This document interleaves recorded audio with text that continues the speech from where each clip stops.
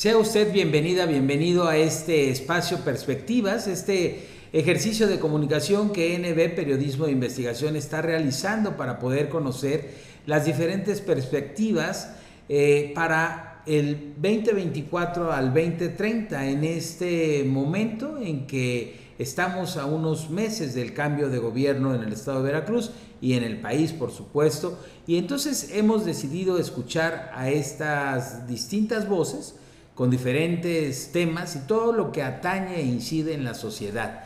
Y pues para mí es un motivo de alegría poder tener a alguien que también pertenece a esta casa, que es Isabela Palacios. Isabela, te agradezco mucho que estés aquí con nosotros en esta tu casa, pero en esta ocasión te toca estar de aquel lado, de aquel lado del micrófono, para conocer pues un punto de vista importante sobre el tema de los derechos humanos de la mujer, ciertamente en México en general, pero específicamente en Veracruz. Conocer en dónde estamos parados en este momento, qué es lo que ha sucedido en este sexenio, qué ha dejado de suceder, cuáles son la agenda pendiente y sobre todo en un momento fundamental en donde tendremos la primer mujer presidenta de México, algo que hace no tantos años era impensable,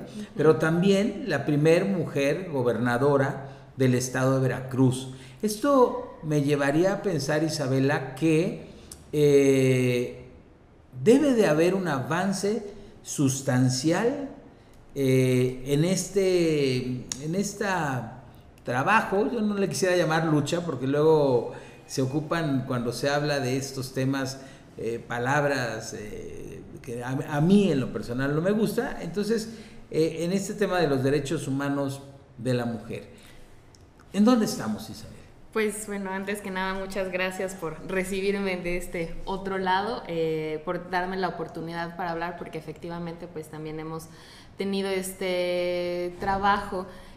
Al contrario, a mí sí me gusta el término de lucha por la defensa de los derechos humanos de las mujeres, porque efectivamente estamos en un punto político sumamente importante. Hemos logrado políticamente, justo a través de la lucha por la defensa de los derechos humanos de las mujeres, donde entran los derechos político-electorales, tener por primera vez representantes mujeres que no solamente están en el legislativo, porque de hecho comenzamos a incidir en la vida pública, en la vida política, las mujeres a través de las cámaras, y en esta ocasión ya estamos rompiendo esa barrera y entramos por primera vez a la gobernatura en el estado de Veracruz y ahora a la presidencia. Entonces, ¿en dónde estamos? Estamos en un momento histórico, eso es 100% real.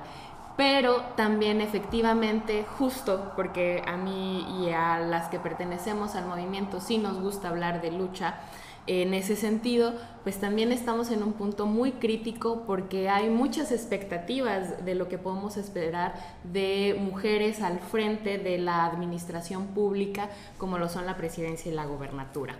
En ese sentido, bueno, en la magnitud de lo que es México, el movimiento ha tenido muchísimos avances, y bueno, en este caso la doctora Claudia Sheinbaum ha planteado ciertas iniciativas que le gustaría promover, entre ellas, por ejemplo, atender el tema de la violencia digital que sufrimos las mujeres, porque resulta que el acoso ya supera ciertas barreras físicas y también se lleva a lo digital, y eso me parece muy valioso, porque sin duda es un problema. Yo no sé si tú sabías o tenías la conciencia de que actualmente el avance de la inteligencia artificial, y donde vemos que cambian rostros y que utilizan y modifican la morfología de las personas, tiene un mayor avance y un mayor reconocimiento y detalle cuando se trata de cambiar la morfología de las mujeres, porque se utiliza para la pornografía.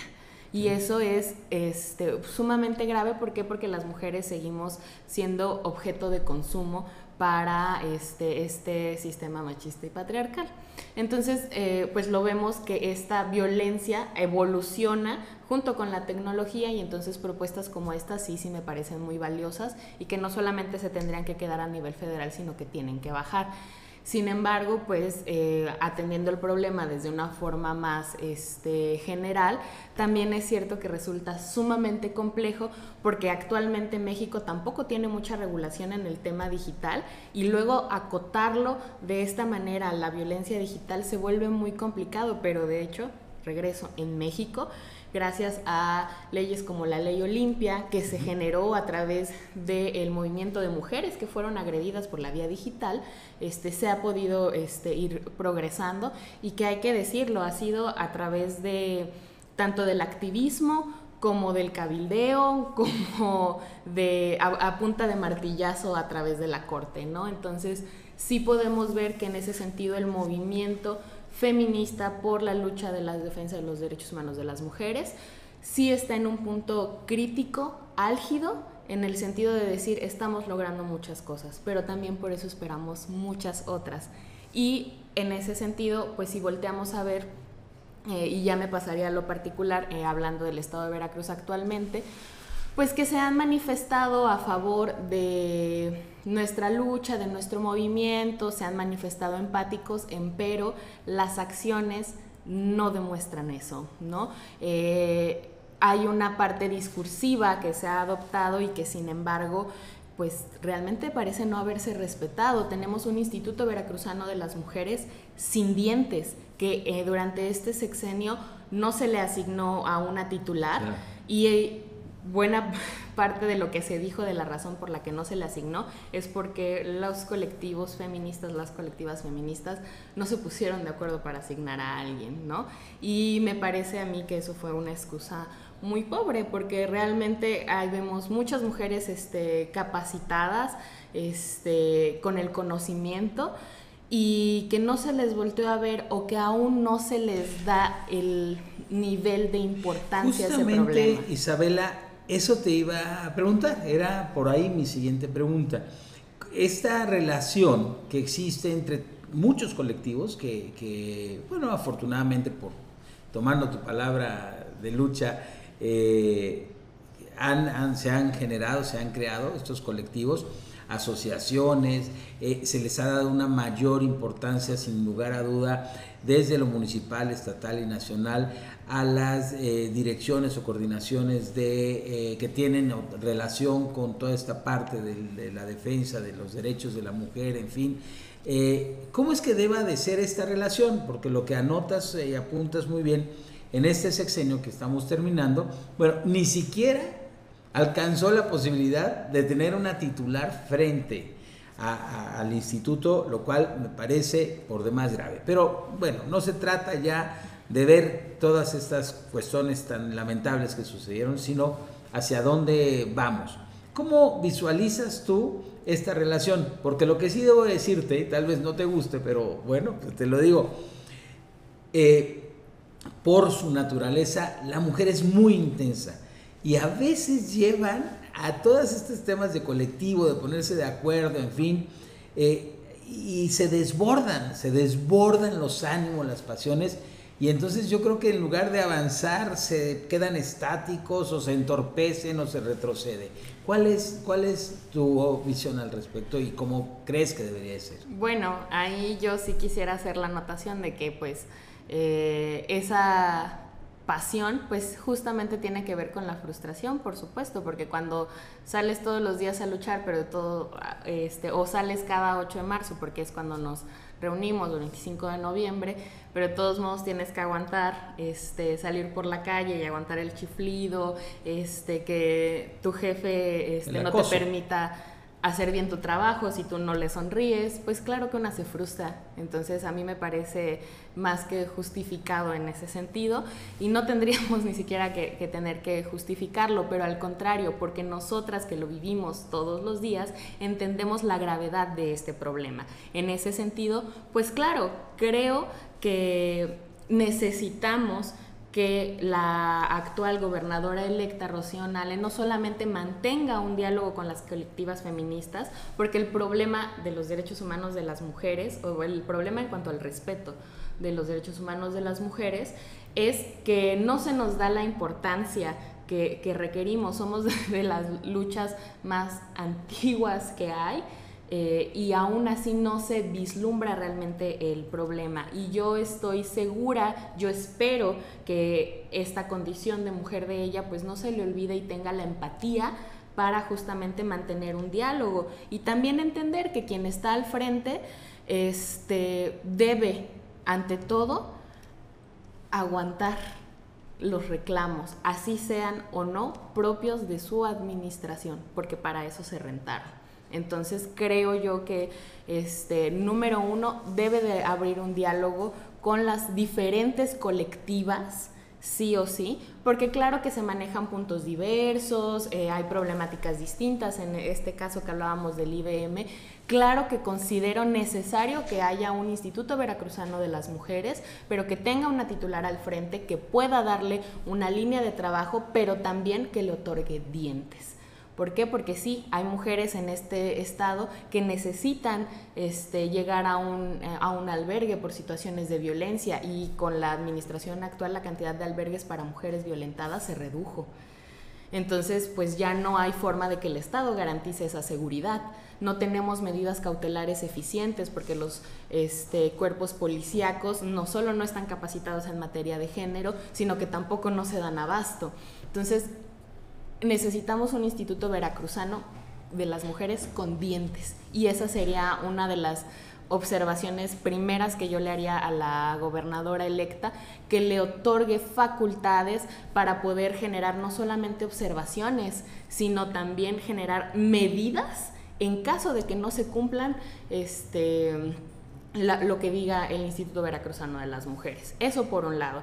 Y por el otro, creo que una de las cosas básicas por las que deberíamos de comenzar es que ella implemente una política de cero tolerancia al acoso en las instituciones públicas, porque actualmente súper importante, porque tenemos un protocolo para atención a este tipo de casos, pero no solamente se da en una cuestión de niveles de jefes a subordinados, sino también se da entre compañeros, o incluso qué pasa, que no está considerado, cuando una persona servidora pública está sufriendo acoso por parte de un ciudadano. Claro. O sea, no están contemplados. Es un problema sumamente complejo, y creo que una política de cero tolerancia al acoso y a la violencia en contra de las mujeres sería... Cuando hables de cero tolerancia, ¿cuáles serían aquellas sanciones, aquellas penalizaciones, aquellos castigos que desde tu óptica el acosador, que es detestable, cuántos existen, que eso enfada terriblemente, ¿cuál sería tu idea en ese sentido? Bueno, para empezar, por ejemplo, en los protocolos que hay dentro de las instituciones, pues establece que la propia institución va a establecer o va a generar una investigación acerca del problema que se está manifestando, pero en ningún otro lado se le da las atribuciones necesarias para realmente llevar a cabo esa... ¿Atribuciones legales? Sí, legales, administrativas, para llevar a cabo esa investigación, número uno. Número dos, no se vislumbran medidas cautelares para que mientras se lleva a cabo esa investigación que no tiene un sustento, la persona que se está declarando como posible víctima esté resguardada. Entonces, ¿qué pasa, por ejemplo, cuando un compañero acosa a una compañera y ella ya lo manifiesta con su jefe o con su jefa? Pues lo cambian a él de escritorio, ¿no? Pero siguen estando en la misma oficina. Claro. El tipo cada vez que puede se queda a solas con ella. O sea, el acoso sigue, no hay una forma de garantizar. Eso por un lado. Y luego por el otro, sucede mucho que puede más en la vía administrativa las facultades y derechos que tiene un trabajador a los que tiene una mujer. Entonces, las instituciones se mueven así pensando en qué si tienen que finiquitar al trabajador y cómo lo tienen que hacer, y les pesa muchísimo más el tener que seguir el procedimiento administrativo laboral que el procedimiento administrativo en materia de denuncias de acoso, ¿no? Entonces, pues, ¿qué se necesita? Uno, que haya facultades para que las propias unidades de género, por ejemplo, tengan la posibilidad no solamente de llevar a cabo el acompañamiento en este protocolo, sino claro, a lo mejor vincularlo con el IBM, y que el IBM funcione también como un órgano observador, rector, que se puedan establecer medidas administrativas muy puntuales para que mientras se lleva a cabo el procedimiento la posible víctima también se encuentre Isabela, segura. Ahora que te escucho, y he escuchado a algunas otras personas con mujeres que tienen muy claro el cómo, dónde, digamos, la estructura de cómo debe de funcionar, porque conocen perfectamente la problemática, la gravedad del tema, lo vulnerable que puede ser en todos los sentidos cuando una mujer desafortunadamente es acosada, y que desafortunadísimamente es elevadísimo el nivel de acoso que existe. ¿Dónde radica el por qué no pueden ponerse, es decir, establecer todos estos mecanismos, diría yo hasta procesos, metodologías de operatividad para que esto tenga realmente, y saber, y con esto junto a otra pregunta, hay un trabajo legislativo pendiente también muy importante?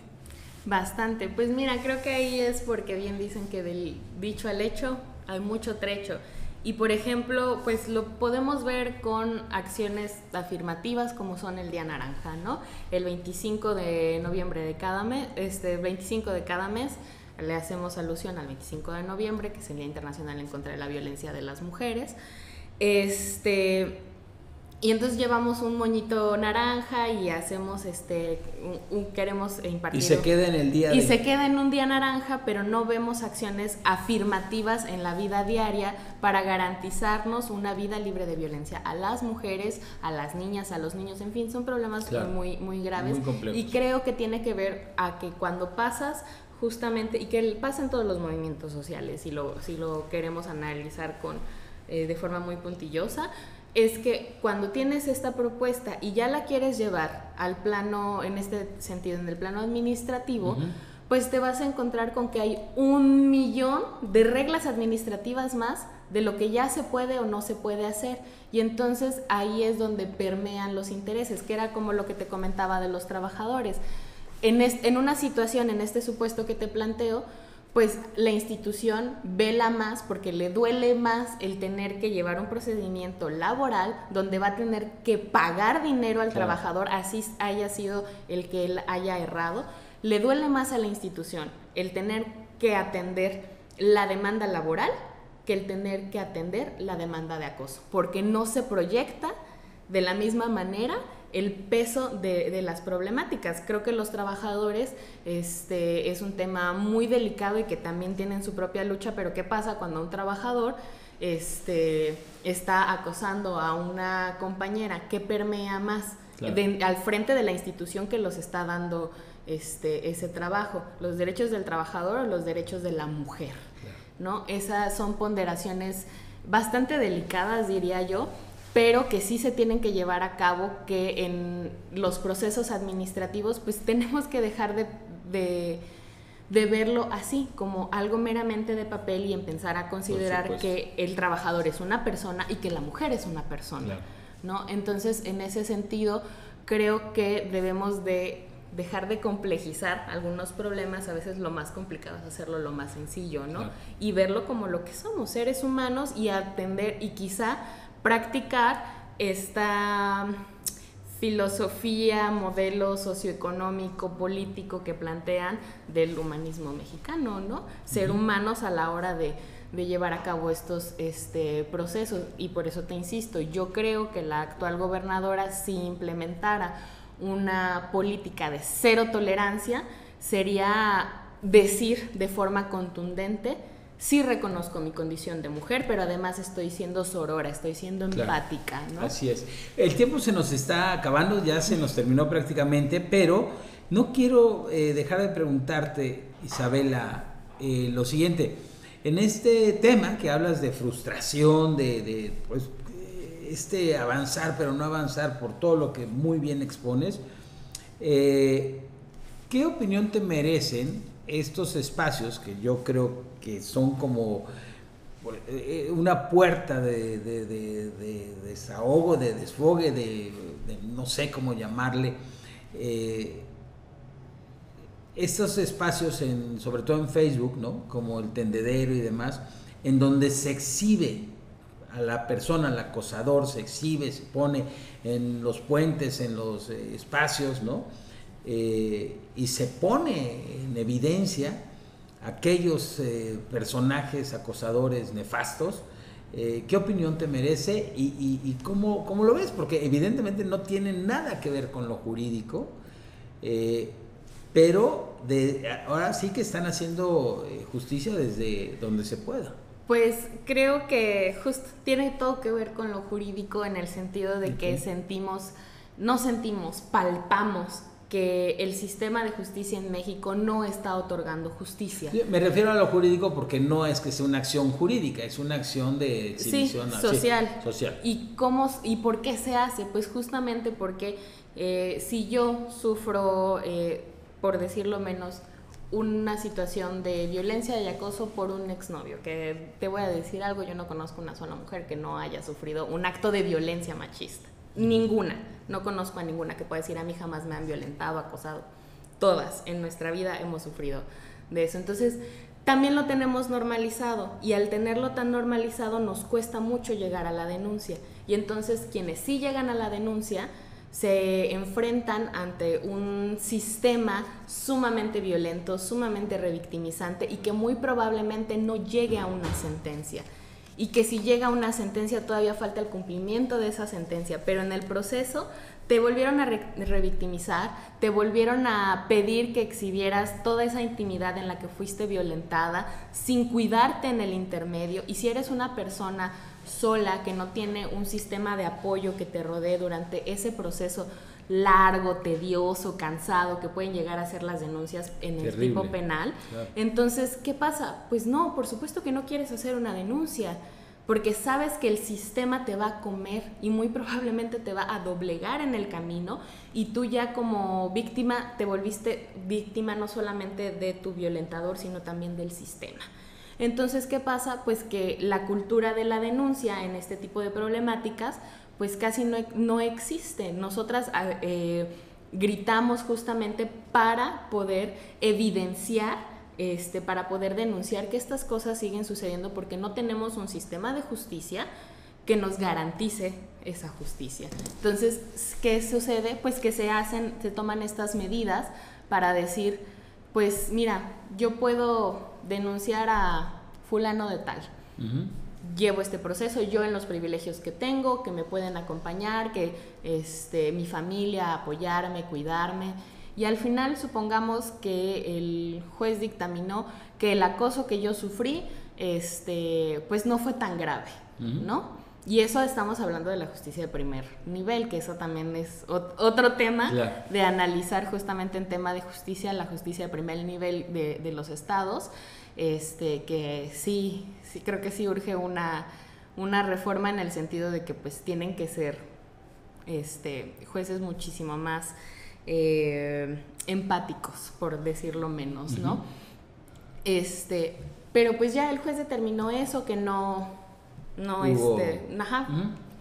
pero de todos modos esta persona me sigue llamando por teléfono, busca a mis familiares, me busca en los lugares que yo frecuento. Eso sigue siendo acoso, pero no está tipificado. Claro. Y entonces, ¿yo qué hago? No tengo absolutamente ninguna otra herramienta que me proporcione el Estado, quien me debe de garantizar mi seguridad, para yo poder hacerlo. ¿Qué sí puedo hacer? En ese tendedero, poner la cara del tipo, su nombre, y decirle, amiga, si tú lo conoces y estás por involucrarte con él, cuidado. Claro. Por eso se hacen los tendederos. No solamente es una cuestión de sacar la frustración, no. Claro. Tiene que ver con también advertir, sí, claro, porque el sistema no me lo está garantizando. Para eso son ese tipo de acciones. Pues sin duda alguna los derechos humanos de las mujeres, y bueno, en general los derechos humanos, pero en este caso y puntual tema de los derechos humanos de las mujeres en Veracruz, como nos damos cuenta, tiene un gran trabajo por realizar, y esperemos que con este deseo que tenemos, que nuestra futura gobernadora ponga puntual atención en este tema, un tema que es verdaderamente impresionante lo que podemos saber y conocer al respecto, y sea por el bien de este querido Veracruz y de todas sus bellas mujeres, sus grandes mujeres que lo habitan y quienes habitamos Veracruz. Pues Isabela Palacios, yo te agradezco mucho, y tú sabes que este espacio es tuyo, y que esperemos sigas desde este espacio y en otros programas trabajando mucho en favor no en favor, sino para que se logren todos estos objetivos que deben de existir. Muchas gracias, Mau, por el espacio. La verdad es que pues yo me iría con esto. Rocío Nale García, te pedimos por favor que no seas parte del pacto patriarcal y abones a tu condición de mujer y seas sorora, por favor. Pues muchas gracias. Nos vemos a la próxima. Hasta pronto.